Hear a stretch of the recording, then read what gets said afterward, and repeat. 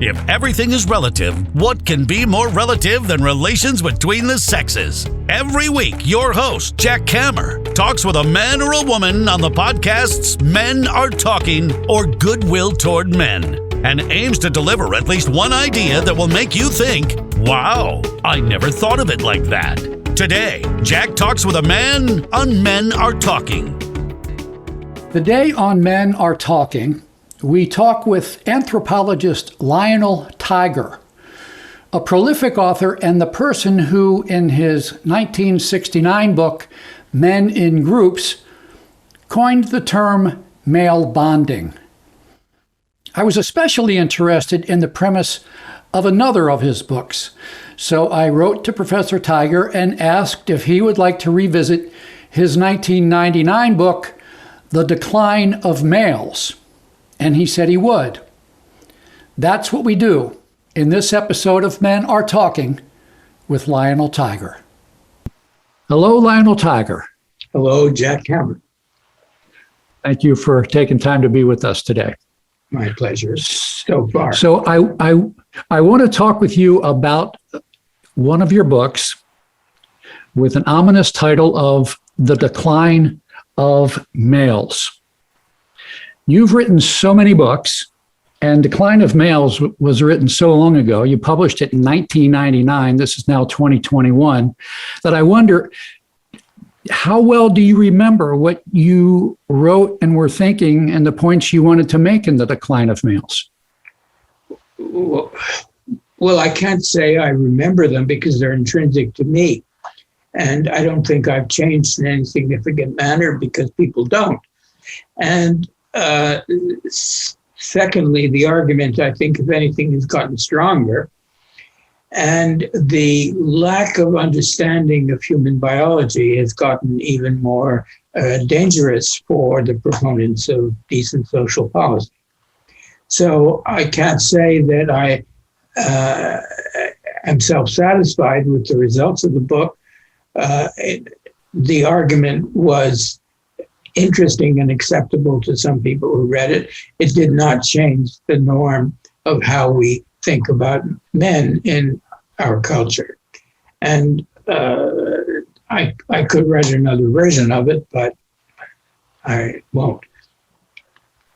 Okay, let me follow up with two things you said. You mentioned that we're making mistakes in misunderstanding biology. Could you talk a bit about that? Well, for example, there's currently a considerable concern about declining birth rates in the world. And that's understandable because it's very challenging to have a child. It's nature's big performance, parenthood.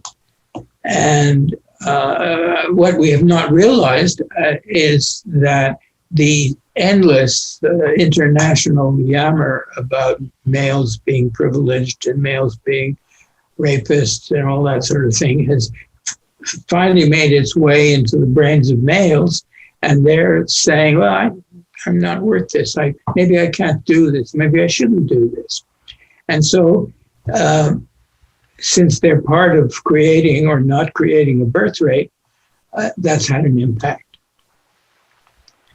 So you said earlier as well that, if anything, the arguments have gotten stronger. So your argument back in 1999 was that men were in decline. Is your thinking now that it's even more obvious that we're in decline, or that the decline slope is even steeper? Well, we have to be careful about what we mean by decline. What I meant there was, first of all, a kind of broad attitudinal notion that males were the more dangerous of the two sexes. They were more inclined to be bellicose. They owned the high numbers in prisons for murder, for anything, you name it. And if we look at jobs, we see, and there's no question that this is desirable and useful to the extent people want to use the employment metric as a diagnostic. women now get better jobs, more better jobs, and while there's certainly no parity, there's been a real change. And so when young girls go to school, they know that not only are they having to learn a trade, but they're having to learn how to be grown-up women. And that's hard to do. And so we have, on the one hand, the excesses of some of the crazy feminists who accuse males of every bad thing in the world, some of which are legitimate accusations. And then we have traditional notions of females as quiet, virginal creatures who do what their daddies and mummies tell them to do. Don't wait for it. You used the word, I think, bellicose a minute ago to discuss or to describe what we often, or what the society generally seems to think about men. And along with that, we hear about testosterone poisoning. Those two seem to be conjoined. What is the science about bellicosity and violence and aggression and testosterone?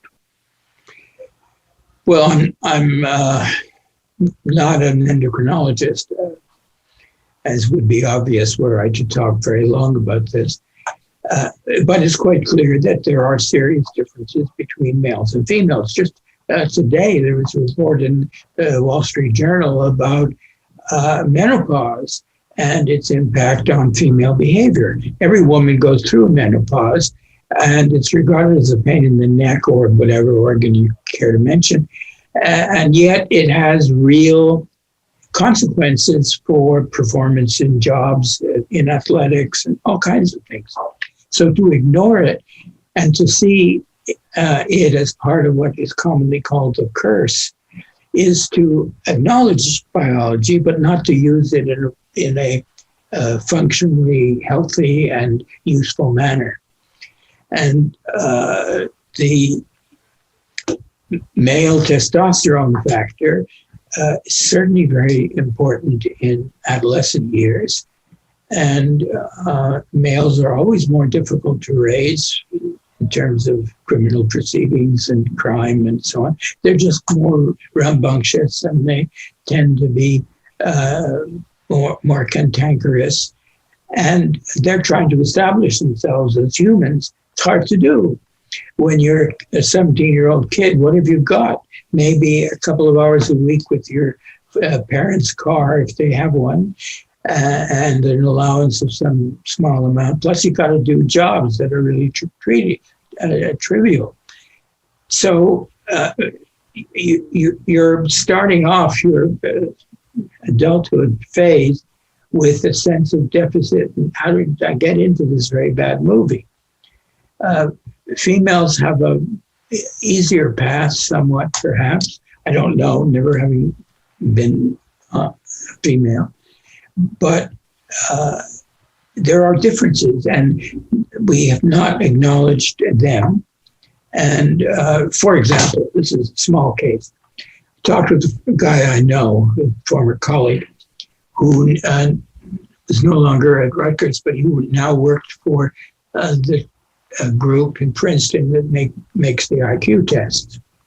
I forget what it's called. It's boring, but the College Board, the SAT? Right, SAT. So I asked him, why did, when I looked at the results, I never saw indications of male and female differences, which you see everywhere, including what kind of shoes people wear, everywhere.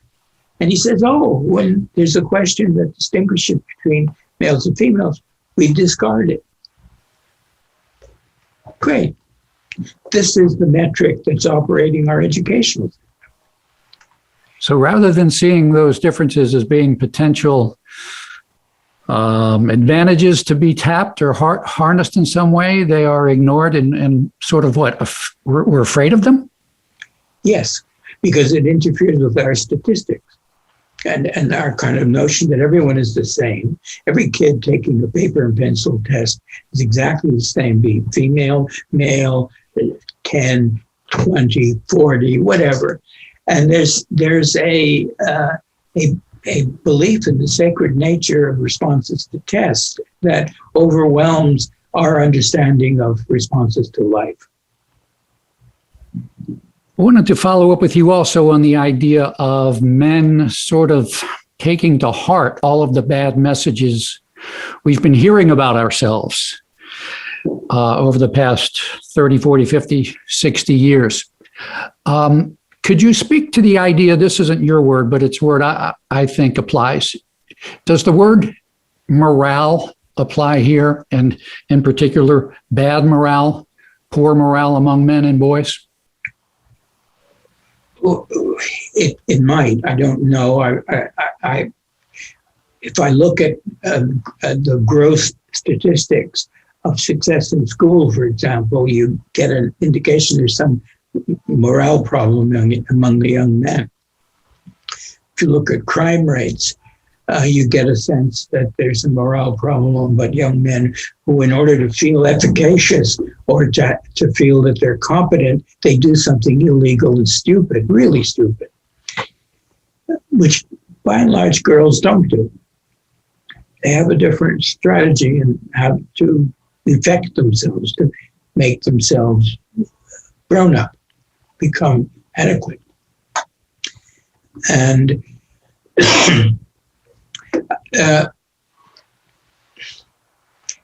there has been a kind of anti-male tradition, certainly created in part by ideological feminists who say that sisterhood is good and brotherhood is risky. And not brotherhood in the put your hand on your heart sense, but brotherhood in the sense of males doing things together, like playing rugby and crazy things like that. Meanwhile, people are interested and will fill a stadium of 110,000 people to watch 22 males try to fool around with a little pigskin. It's astonishing, but it's really interesting to people. And these are stars. These are assigned high status in the culture.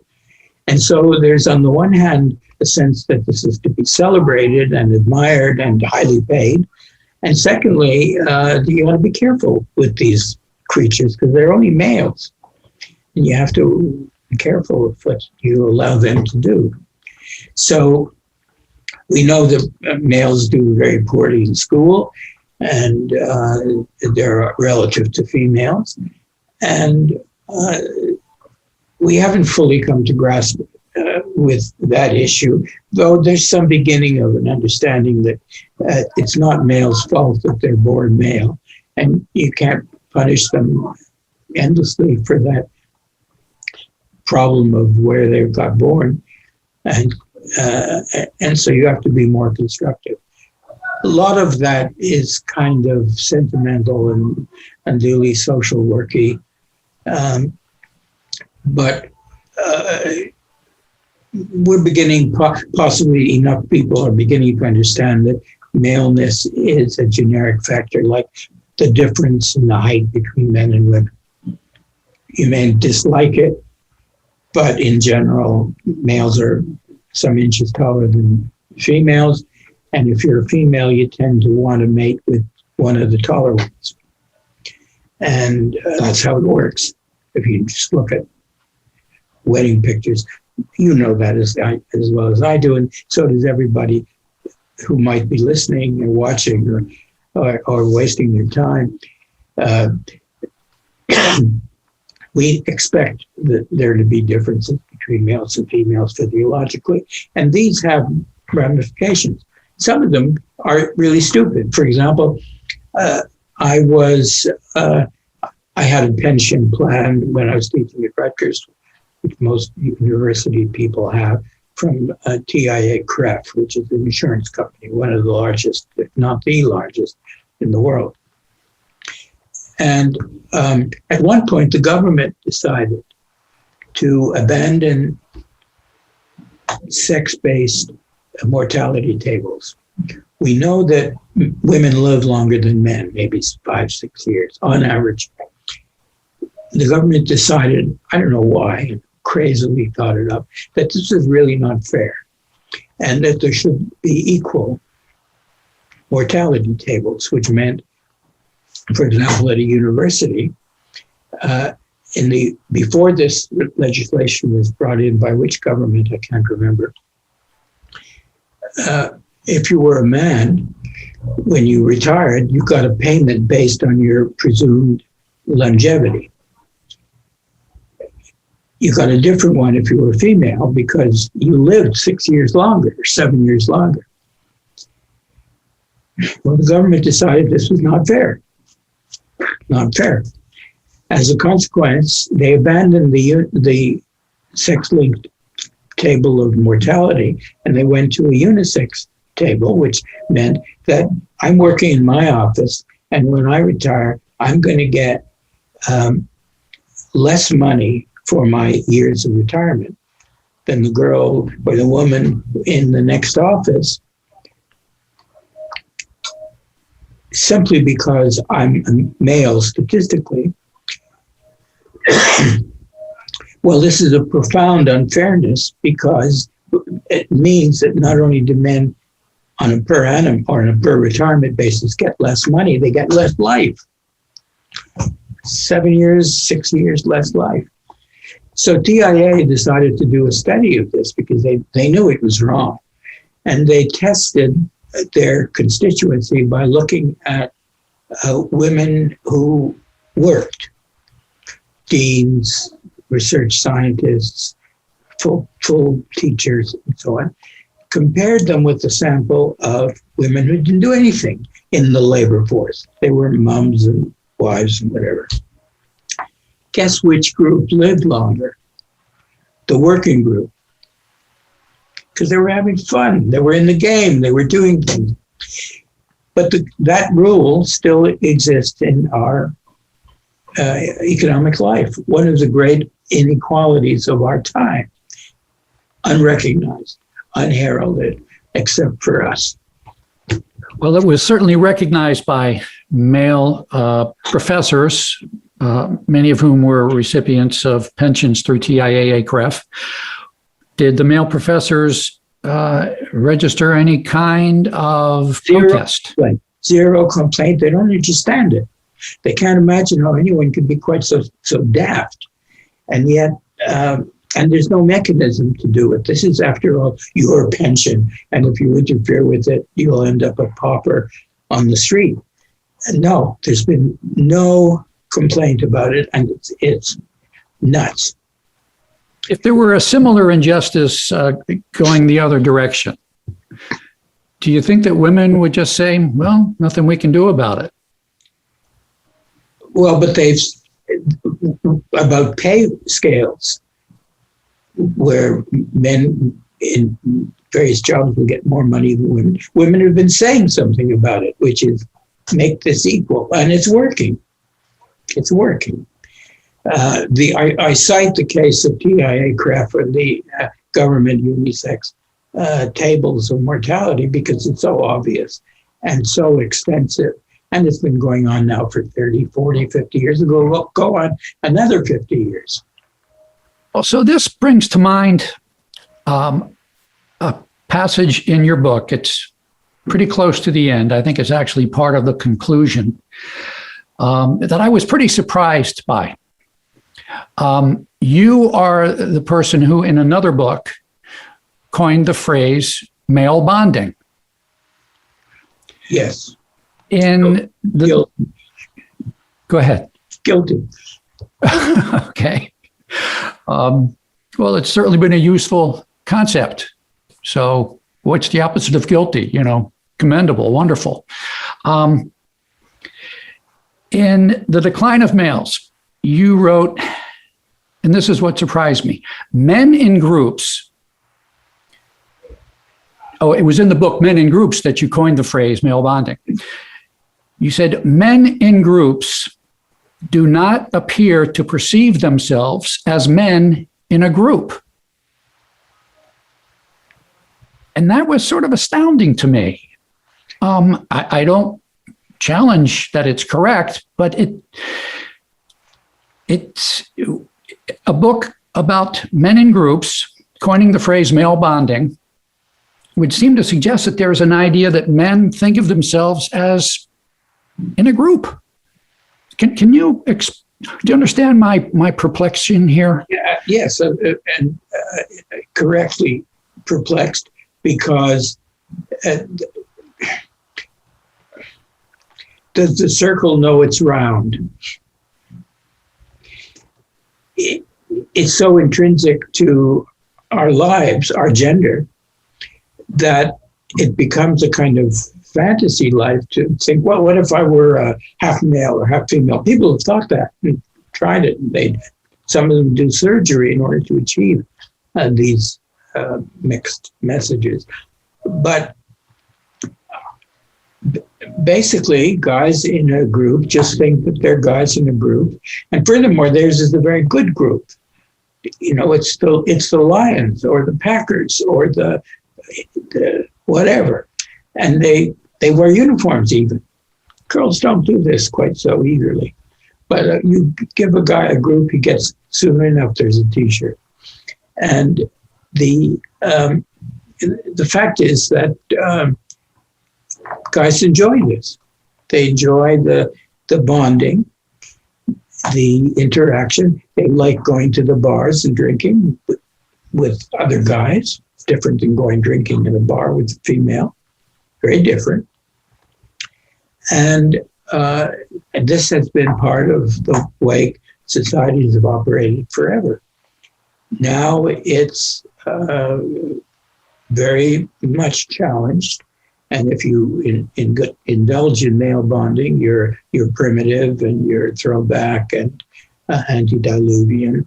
And to some extent, people should change in the face of the real world. And so it's not an illegitimate complaint, but it's got to be understood as fundamental to the nature of maleness to find a different being with another male or group of males than a group of females.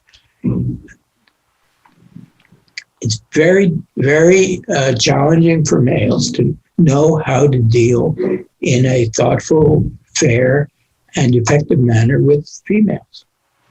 And they don't get much help, actually, in the schools, I think. And so they try to make do somehow, and it doesn't work. So they fail out of school.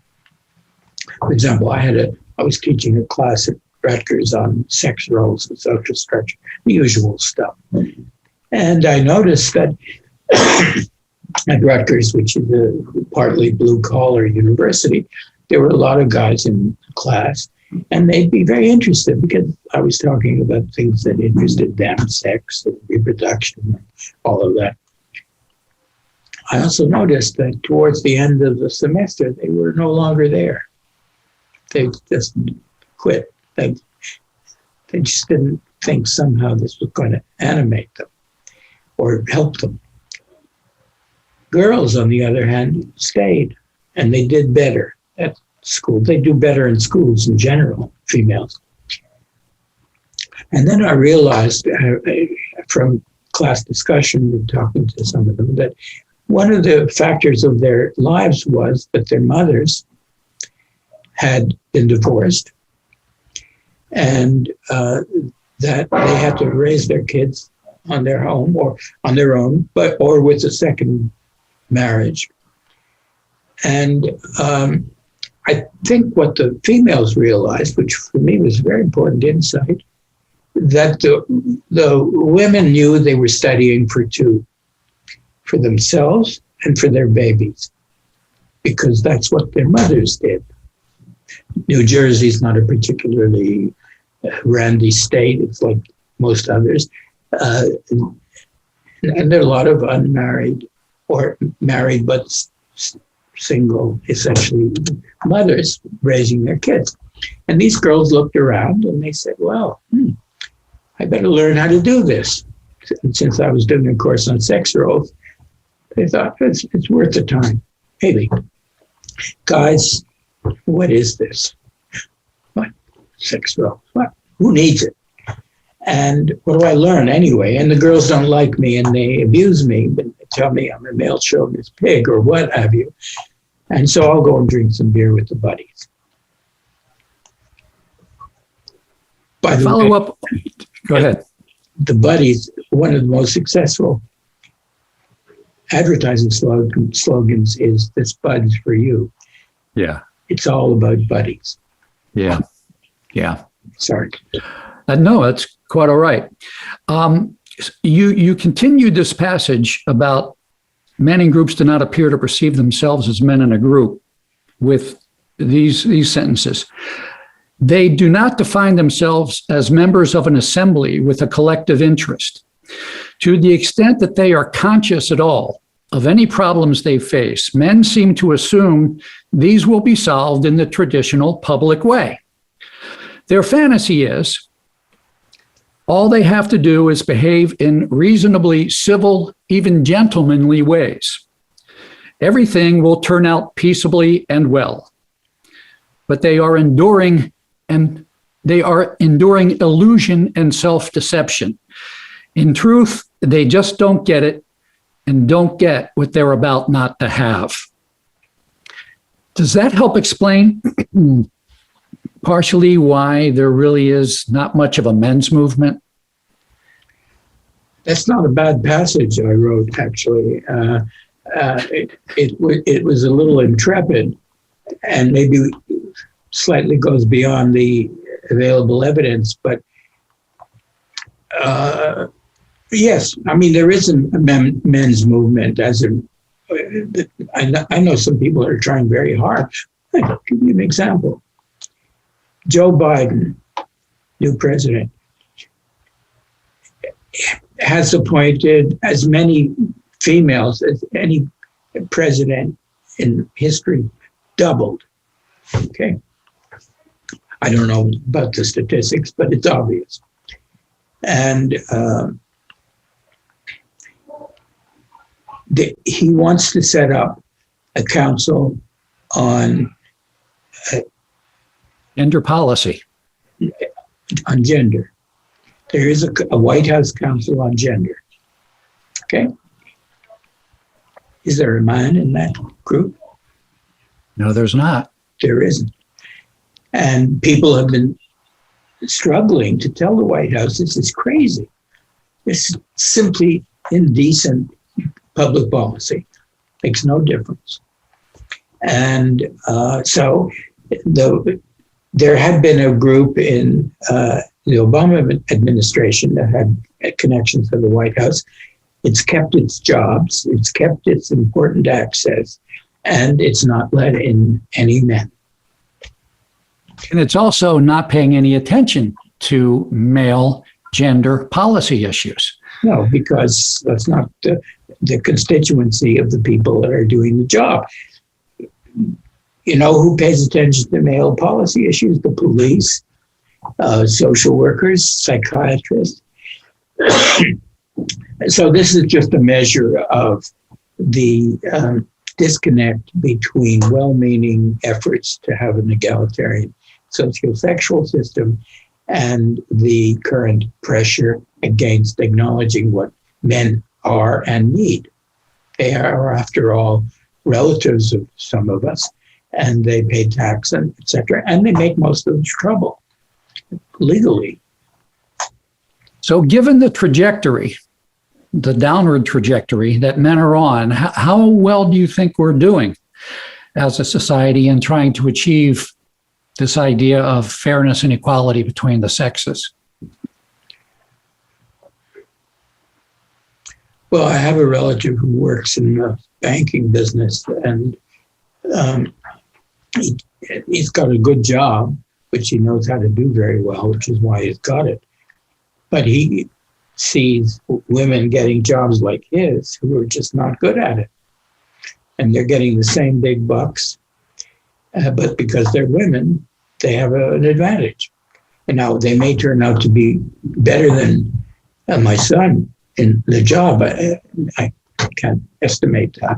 And to be fair to him, he realizes the historical transition that we're all in.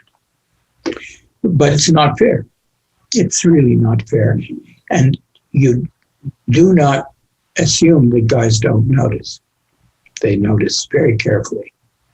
Does this have any effect? Has this had any effect on, this was your son? Yeah. On your son's morale? Well, he's fine. But he just thinks it's not fair. And he's had a decent life and a terrific father. That's me. But he understands the politics of it. He's not naive. However, there are certain jobs that women will get because they're high visibility and they make for good copy in the newspapers. And these women then get to go around the country giving speeches about what it's like being a woman who goes around the country giving speeches. Yeah. So the term identity politics is often in the public discussion. And I'm not a big fan of identity politics. I think it can be very divisive and polarizing. But I wonder if there might not be a modicum of identity politics that men might embrace for themselves. A modicum in the sense that it's balanced and fair and not extreme and not absolutely demanding that they get everything they want. Is that something that would help men in addressing such things as this White House Gender Policy Council that includes no men in this era of diversity, supposedly, and completely ignores men's gender policy needs? Should we think of ourselves as men in a group with a common interest? Would that be helpful? It certainly has been helpful. There have been people have been actively involved and very forthright and very high ethically based. People like Warren Farrell, who written about this issue and has actually been a leader in trying to get the White House to understand that, by the way, if you're dealing with sex, there are two of them. And should start there. I don't think men have done a very good job protecting themselves. They're too quick to give up when a woman scorns them or a female scorn them. And I live in New York where there are a lot of celebrated feminists. And, some of my most difficult dinner parties have been sitting next to one of the feminist leaders. We have very different interpretations of what's going on, but I dare say share the same effort to have a fair and equal human group. Otherwise, there's no need to have an unfair and unequal human group. It doesn't make anyone better off.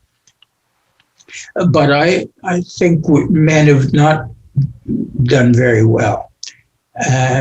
Once they lose that mantle of power, like the commanding general, then when it goes down to the second lieutenant, he's got to make decisions, then they don't quite know what to do. I'm speaking about the military as one place where there are now very, very many women. And don't ask a senior officer to talk about it if you want to have a comfortable lunch. They get all kinds of responses and challenges that they don't feel that they're equipped to deal with. Similarly, the women who are senior officers, and there are many extremely competent ones, they have real issues to face also. I really enjoyed reading The Decline of Males, but I didn't find it a very hopeful book. Did you find it hopeful writing about it, thinking about it? I always thought of my job as getting it right. And I'm not a cheerleader or a social worker. I don't have the skills. It seemed to me that we were missing out on one of the important data points about human life, which was gender. And for a while, we were too scared to talk about it because we had a Victorian position and, talk about sex, polite society. And then it became a question of you want to support one sex and not the other, as in the White House Council. But I thought it was important to understand why there were these differences. They're not the result of reading magazines. If you only read Playboy and I only read Ladies' Home Journal, I'd still probably act the way I do and you. So we have to understand the depth and the profundity and the persistence of our own biological heritage. And if you were running a zoo, I remember I went to London at one point doing some of this work, and I went to talk to Desmond Morris, who at that point was curator of mammals at the London Zoo, and I spent a year at the zoo doing this work.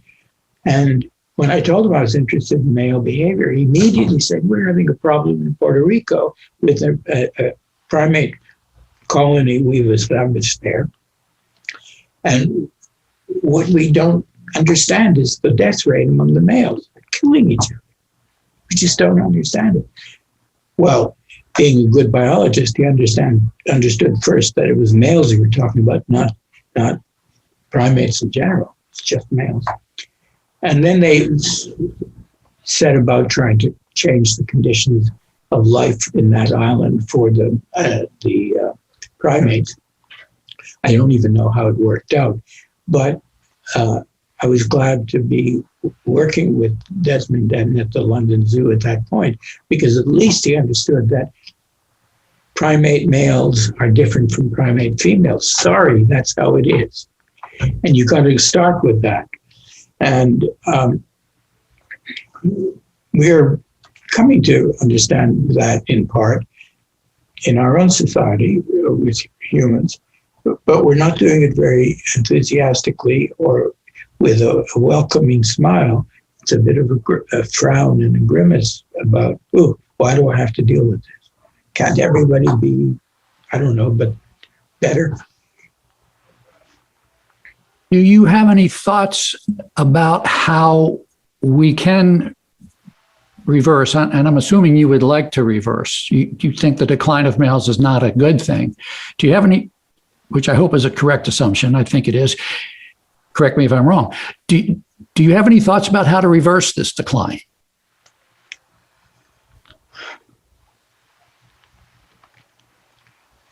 That's a big ask.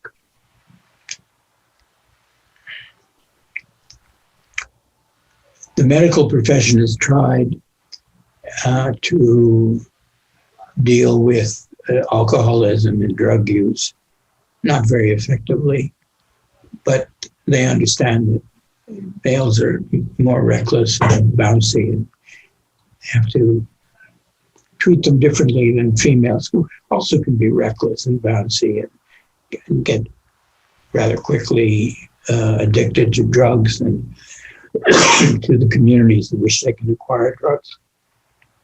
But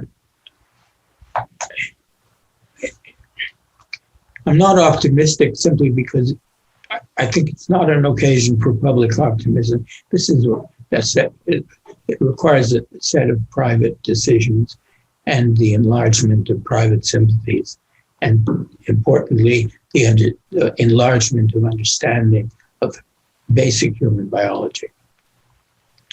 And that's a challenge because a lot of people don't even know about human biology.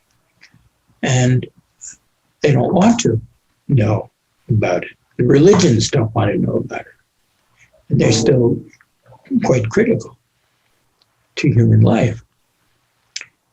Muslim notions of female sexuality are very different than such notions in, say, Greenwich Village, New York. But there are people suffering and dreaming and hoping, males and females in both places. And we don't fully admire the complexity and the importance and the intricacy of their gender, because we still think in terms of magazine ads rather than the long hours at night when boys and girls are trying to figure out who they are. What are their chances in this world? Do boys have the same option that they are told they have? Do they feel that option?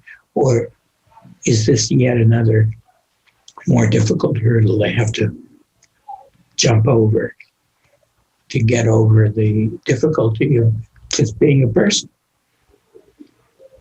So you brought up the word option. And to me, that seems to be the key to any optimism I might be able to generate about how do we reverse the decline of males. Would you? I think it's pretty clear that you don't have. I don't. Well, I want to talk with you about one. There is no clear and simple and small answer that's going to fix this decline of males. And we need to think big, out of the box. Will you entertain me for a few minutes about some ideas about what might help to reverse the decline of males? I have an idea, and I want your views as to whether it's workable or completely impossible based on what you understand about human beings and the biology of human beings. What's your idea? So, in 1997, Apple Computer was at the bottom of a very steep decline. It was near bankruptcy. Steve Jobs was brought back to the company. It is now, Steve Jobs, by the way, I think is the person who thought up, at least he popularized the idea about think different. He thought out of the box. He was a creative genius. Apple is now, I think it's true, it probably goes back and forth among a few companies, a small group of companies. It's now the most highly valued company in the world.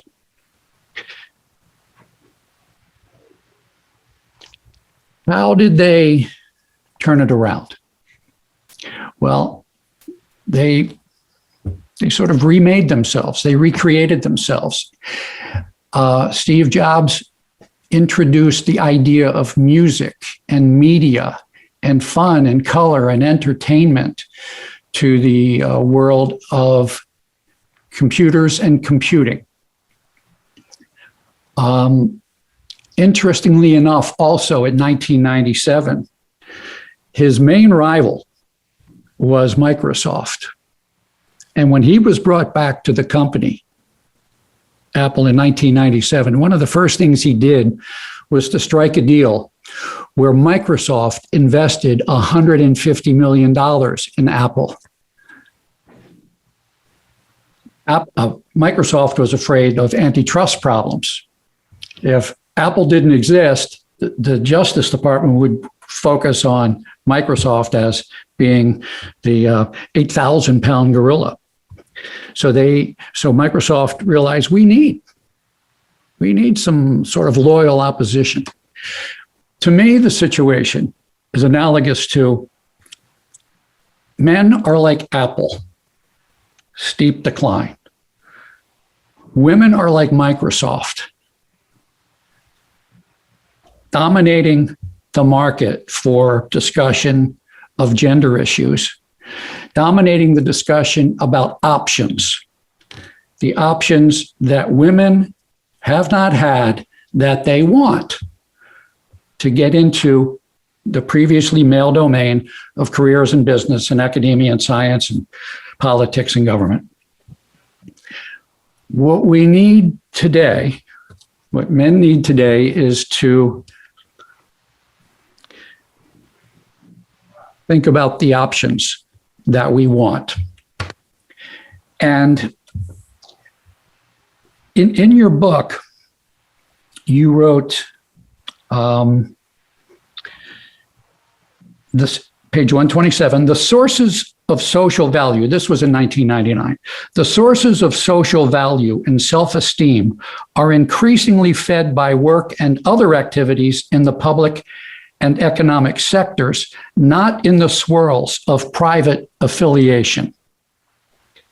And that struck me because, although it might have been true in 1999, I think today's young men are saying, no, we want to be involved in the swirls of private affiliation. We want to be more involved as parents. We want to have more time to ourselves. We want to think more about self-actualization and fulfillment and fun, and not just about making as much money as we can. And so I wonder if a good first step wouldn't be to match the Equal Employment Opportunity Commission, the federal agency that was designed to help women and other groups. But in this case, I'm thinking about women. The EEOC was designed to help women get equal opportunity in the workplace. I would like to propose the EPOC, pronounced EPOC, the Equal Parenting Opportunity Commission, to help men achieve full and equal fairness, opportunity, and options in the realm of parenting, previously, at least for the past 110 years, previously dominated primarily by women. And if men started achieving that kind of recognition and fairness, like women did, they would become educated about how to take advantage of those new options. And whereas now men might not be thinking at top of mind about their abilities to be parents because we leave that to women, I got to think that we could be a little bit like Apple and bring a whole lot of new buzz and excitement to the realm of parenting, teaching the elementary grades as men, and reforming social work. Because I have a degree in social work. I went to social work school. It's very, very female oriented and very, very female dominated. And I think a lot of men would feel a surge in their morale. And we would get a lot more productivity and happiness and benefit out of men if we were to provide these options and this opportunity. Now, I know that the idea of biology might figure very heavily into thinking why this would never work because, men just aren't wired that way. But I'd like to know what you think. Well, you installed the problem in your very last sentence when you say men aren't wired that way. The fact is that women will look at male efforts at child rearing and say, thanks very much, let me do this. And they're doing it not because they're trying to keep a job away from the guy, it's because they think the kid needs what she has, not what he has. And that varies by age, of course. And I think we have to, for example, I did a study, which I don't know if I reported in the book, of the Israeli kibbutz movement, which was a group of social settlements established. And one of the features of it was to have children live in children's houses and not be taken care of by families, because this was too much time taken from females. And all of these communities were set up where the kids lived in children's houses. They might see the parents an hour or two a day. But that's how the child rearing went. However, after one generation, all the women in the kibbutz movement protested and said, no, we want our kids. We want them back home. And so the very expensive business of children's houses with counselors in each one, and all that business was disbanded at the request of women, because the men said, no, this is not why we were set up. This is ideologically not correct. So we shouldn't do this. Well, you get 235 communities of women wanting something, guess what? You get it. And it wasn't about having power over distribution of assets like housing allowances and so on. It was about the kids. They just wanted to be with their kids. And they didn't think that it was adequate to have the kids with them 2 hours a day. And for the rest, they could be in company of males, females. They had no idea. They just didn't want to give up that fun of being with their kids. So there was a benefit to them, not just to their kids, in having this new arrangement that they were able to sort of demand and get. The idea of people being wired a certain way, I have to wonder if the reason we don't think that men are wired for this new reinvention of men to remake ourselves for the future economy, the future society, the future of civilization, is because men were unwired. We were dewired. We were disconnected by the exigencies of primitive life. We need you guys to be out there with your spears, ready to kill lions and tigers. And whether a man, wanted to be with his kids or not, that wasn't allowed. He had a different job to do. He would love them at a distance. And so, what's the wiring and what's the rewiring? And I got to believe, when I think about myself and my own life and what I wanted as a kid, there was some wiring in me that wanted to nurture. You know how little girls back in the day, and still some today, not much today, back in the day, when you and I were young, little girls who were good at sports would hear, wow, you're really good at sports, ... for a girl. And little girls who were good at math and science were, wow, you're really good at math and science, ... for a girl.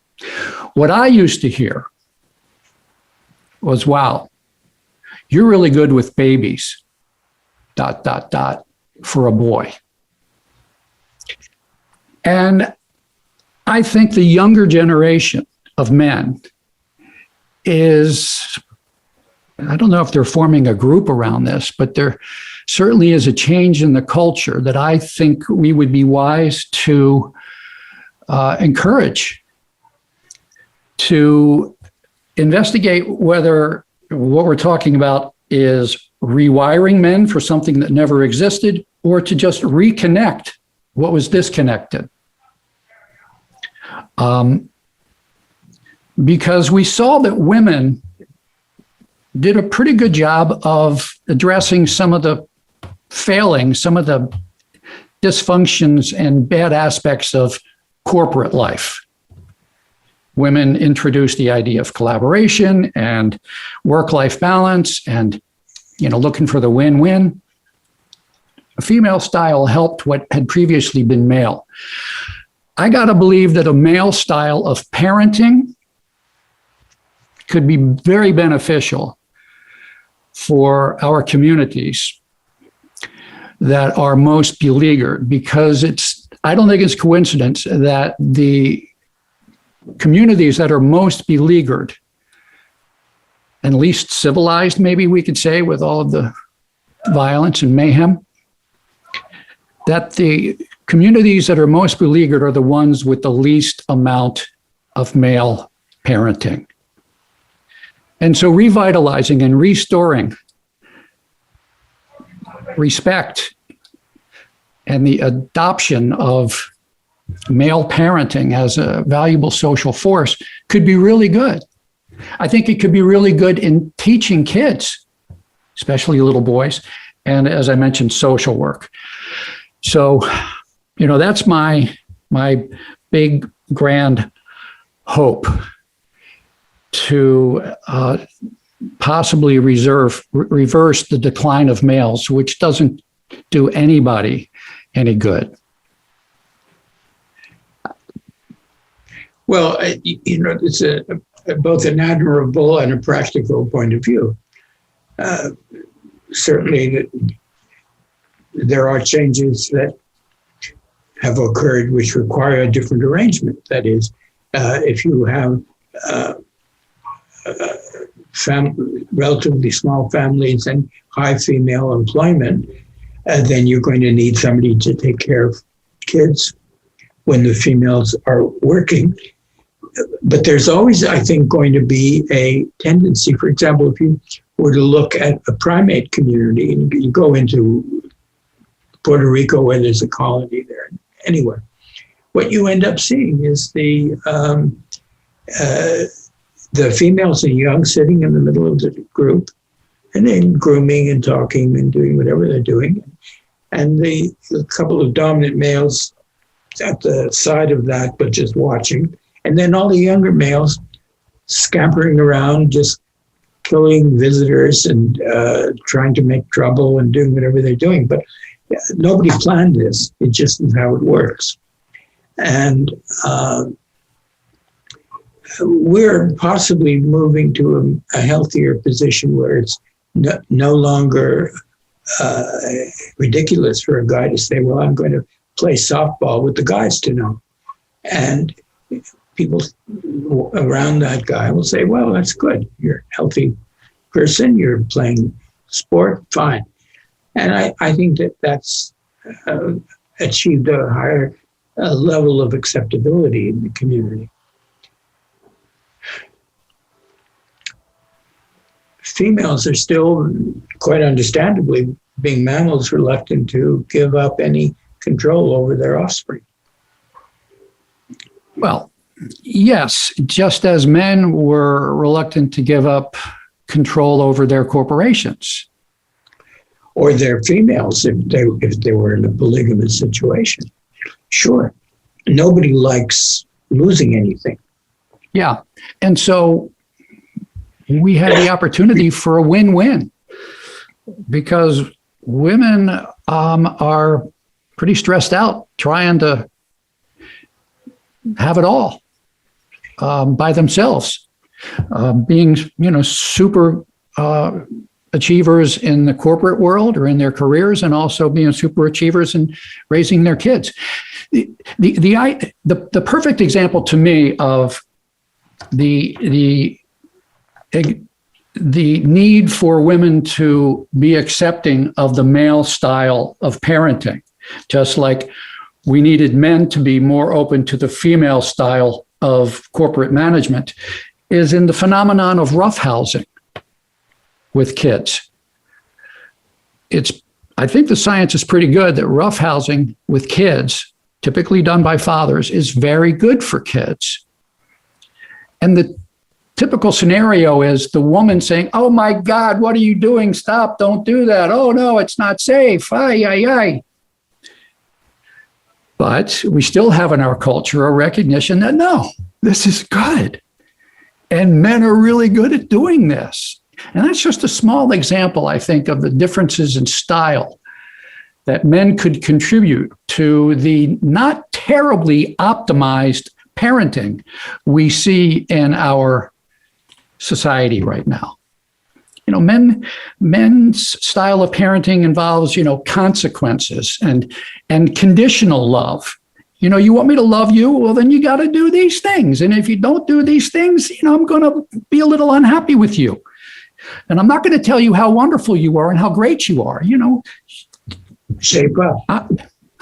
Shape up. Shape up. I'm trying to prepare you to be an adult. You know, it's a male style of parenting that is valuable, and we need to tap it and maximize it and celebrate it and let men see that it can really be fun and what a great career, and sure is better than, you know, whatever, you know, petroleum engineering you were looking into because you knew it made a lot of money while it was polluting the earth. You know, you can feel good about what you're doing and contribute to a healthier society. I think that's what men deeply, deeply want. And I think that is one of the fundamental sources of the unfairness and the poor morale they feel, that it's all about options for women these days. And we are very reluctant to talk about women availing men of the options that they have enjoyed.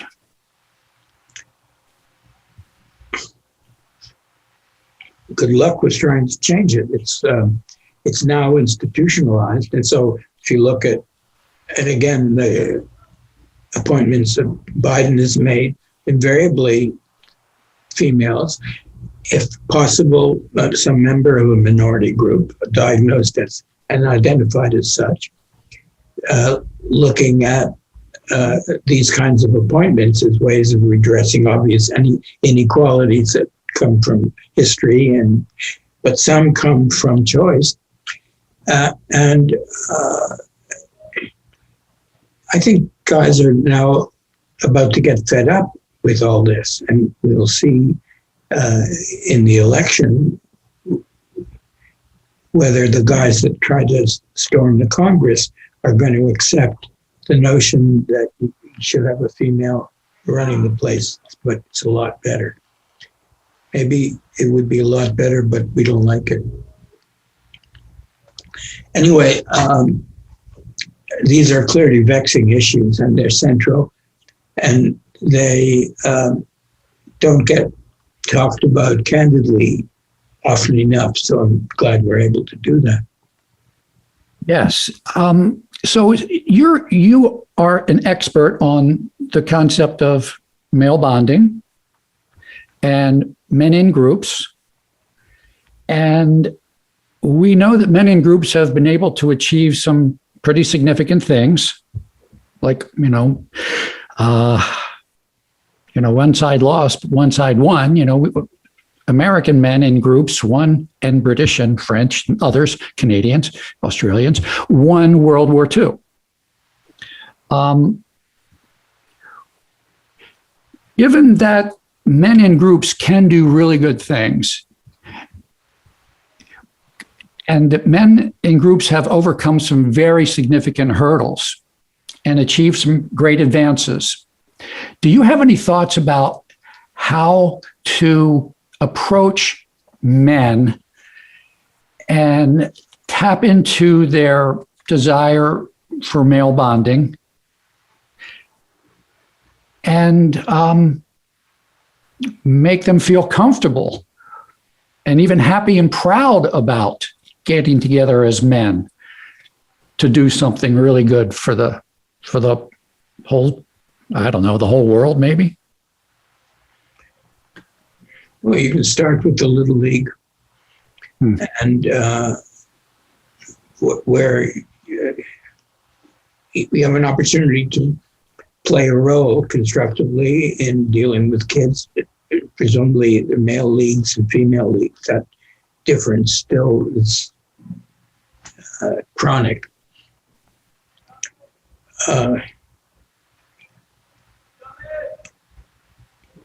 There's some situations where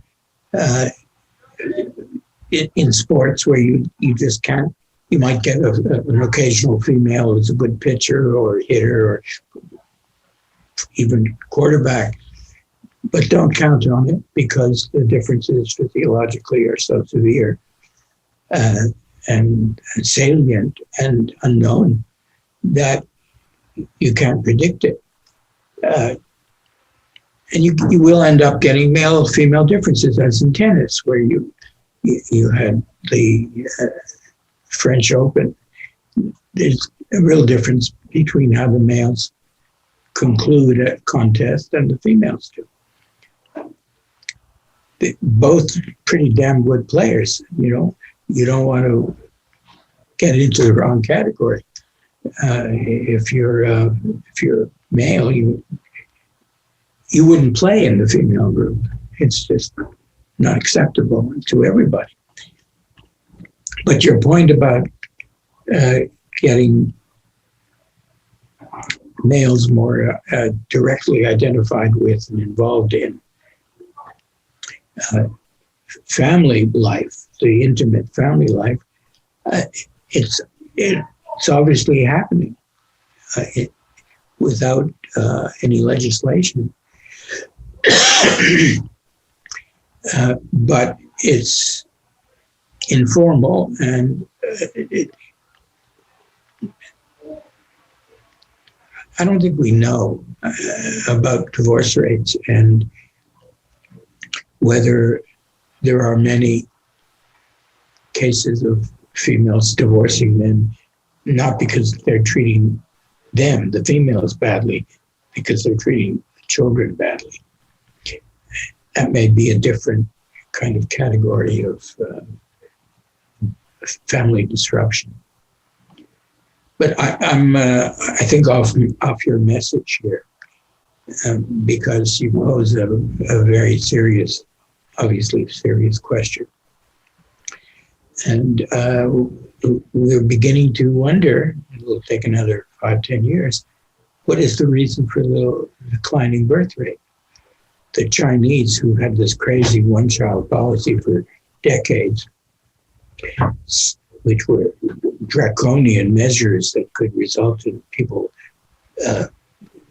losing their houses and everything if they had more than one child. The Chinese have now moved to a 2-child policy. Now, just last week, went to a 3-child policy. You know why? Because no babies are being born in China. Now that people can have 3 children, it's unthinkable because it's too expensive. It's too difficult to raise children. Anyone who's been a parent knows this. It's really a big job. And the Chinese do not acknowledge unmarried women, mothers, which we do rather skillfully, certainly by comparison. And countries like Korea, North and South, Japan, below replacement birth rates. This is a real issue. And it still gets talked about ideologically. The Chinese, of course, don't think in any way about these issues. They just have a policy, end of policy, or end of story. Doesn't work? Well, raise it from 2 children to 3 overnight. Still won't work.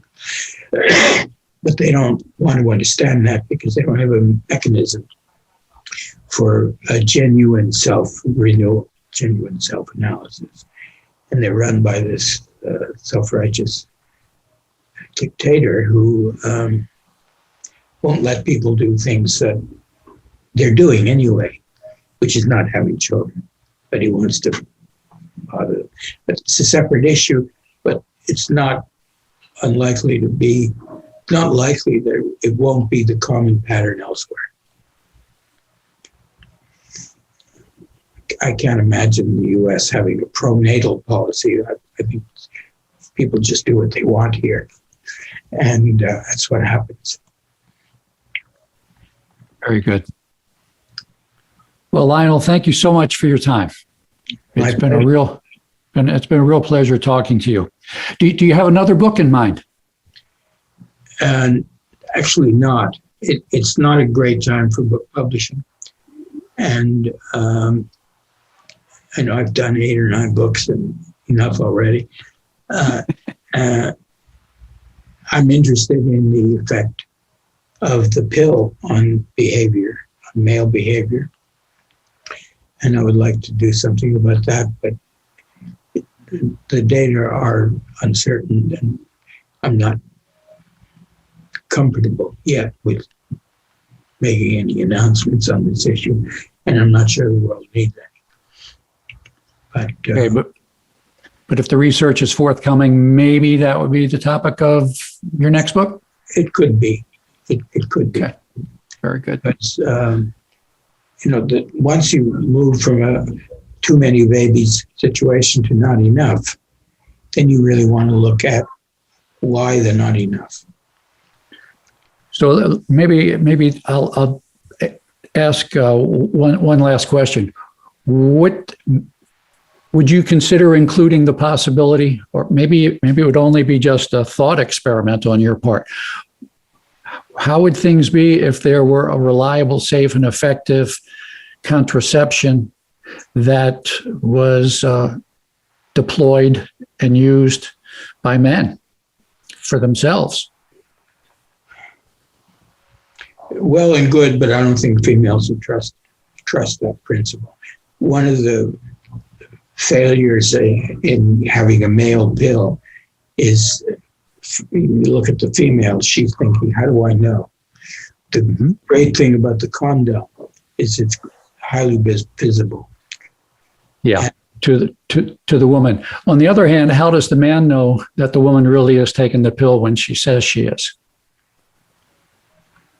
I'm talking about a man who wants to avoid pregnancy.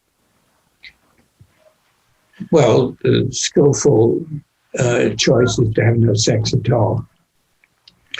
And that's the most reliable formulation. If a guy has sex with a woman and she gets pregnant, and so basically he'll muddle through it, he'll deal with it. Or there will be an abortion, which is now a very serious issue in this country. And how the guy will fare over the long run when he didn't want to have a child, but now does. That's another kind of question. Yeah. Lionel, thank you so much for your time. It's been a real pleasure. My pleasure, too. And I would like to say to the listeners of Men Are Talking, thank you for listening. Take care. Thanks for listening to Men Are Talking. Did we deliver? Did you hear something that made you think, wow, I never thought of it like that? If we did, tell your friends,